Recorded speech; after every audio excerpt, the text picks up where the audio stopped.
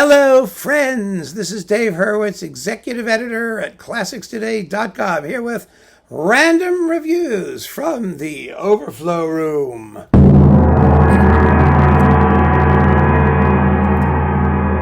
And the gong is particularly appropriate because we are done with Haydn.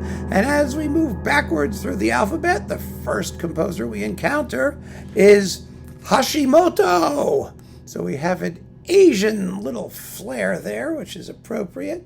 Kunihiko Hashimoto, who lived from 1904 to 1949. He had a very brief life, unfortunately. He was an interesting composer. He studied with Egon Welles in Vienna and also Alwaz Haba, the quarter tone guy, and Ernst Krenek before meeting Schoenberg in Los Angeles on his way back to Japan. His music reflects elements of late Romanticism, basically. That's what he is. He's a romantic nationalist composer. But maybe some of his other pieces are a little less conservative than these. It doesn't matter. He was a very fine craftsman. He really was. His first symphony was written in 1940, so it's kind of a wartime work. It was written, it was before Japan got into the war, actually, but it was written for the same occasion that Britain's Sinfonia da Requiem, which was rejected, was commissioned, which was the 26th anniversary, 2600th anniversary of the founding of the Japanese Empire, or something like that. Anyway, it's a lovely work. It really is. It has an opening sort of pastoral and a delicious little scherzo and a fun theme and variations finale ending with a fugue. The fact that it's romantic nationalist does not count against it, I think. It's finely written. I enjoyed it when I first heard it, and I still do. And then we have his symphonic suite, Heavenly Maiden and Fisherman, from 1933. Well, the Heavenly Maiden ascends to heaven. That's why she's heavenly. And that's a really pretty, full of good tunes. It has some Tchaikovsky-ian moments, and it's delightful. It really is. So this is in that Naxos Japanese orchestral music series, which is really fine. It's first-rate stuff in here. Tons and tons of fun. So give Kunihiko Hashimoto a chance, and I think you'll enjoy it. You should enjoy this whole series. It's all good stuff. It really is.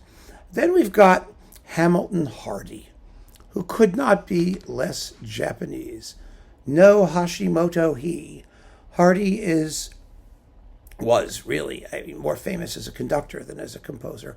His output as a composer was quite limited, but of good quality also. He knew what he liked, and he heard a lot, and his music, sort of sounds like a lot of other people.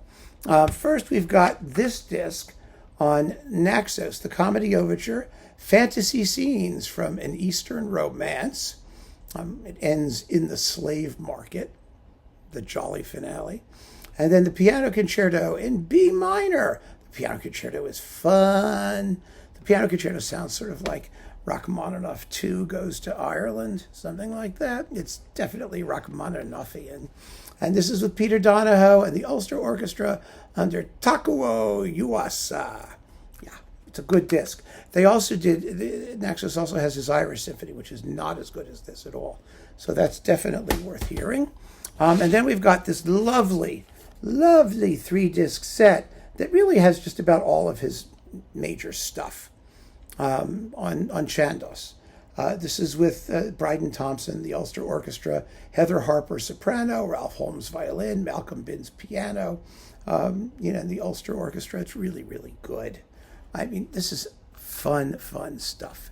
On disc 1, we have the violin concerto and the piano concerto, of which we just spoke, the faux Rachmaninoff piano concerto. The violin concerto is just tuneful and expertly written, and it really should get played once in a while. The Children of Lear, that's a tone poem thing, 31 minutes long. Big, juicy tone poem. Variations on a Dublin air, the Londonderry air, and Ode to a Nightingale, which is 22 minutes long. A big work from 1907. The Children of Lear is 1938. Harty lived, by the way, from 1879 to 1941. He gave all kinds of premieres and things. He was a wonderful conductor. He really was. And then disc 3, you have his Comedy Overture, which is on the Naxos disc. An Irish Symphony. This is the performance to get for sure. I played the Irish Symphony. I liked it so much back in the day that when I was the repertoire person for the New York Symphonic Arts Ensemble, community orchestra, we would all get together in my little apartment in those days, my tiny little one bedroom. It wasn't even one bedroom, it was a studio with stacks of CDs, and we would the repertoire committee would pick out the stuff we do, and we played this piece. It was beautiful, and people loved it. And the scherzo has got all kinds of little folk tunes you'll recognize, like "The Girl I Left Behind Me." Yeah, da dum bum ba da dun dun dum ba dum bum ba da da da da da. That one, it's delicious and fun, and there's a great tam-tam whack at the end. Anyway, so the Irish Symphony's on here, and then In Ireland, the symphonic poem, and With the Wild Geese from 1910. And that's all of the Hamilton Harty stuff.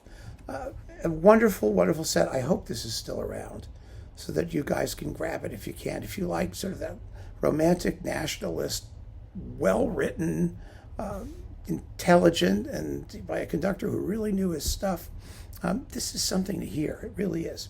So keep on listening, friends. Thanks for joining me. Take care.